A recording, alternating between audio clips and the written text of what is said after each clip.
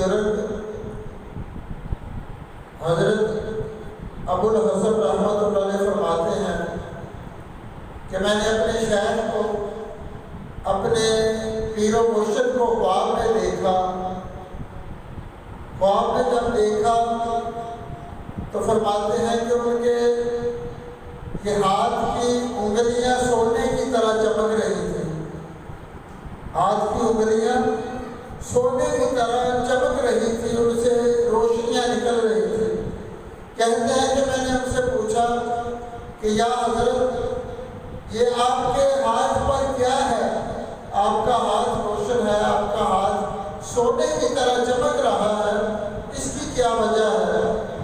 تو کہتے ہیں کہ میرے شیخ نے جواب دیا کہ بیٹا، دنیا میں جب میں آقا علیہ الصلوۃ والسلام کی ذات پر درود و سلام آپ کا نام لکھا کرتا تھا تو ساتھ میں درود و سلام لکھ دیا کرتا تھا۔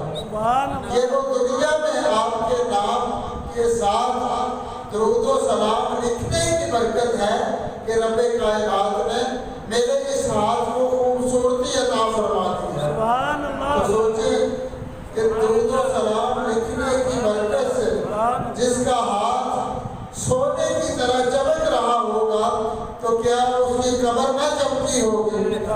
اس کی قبر بھی مصطفیٰ کے جنموں سے روشن ہو گئی ہوگی۔ صلی اللہ علیہ محمد صلی اللہ علیہ وسلم۔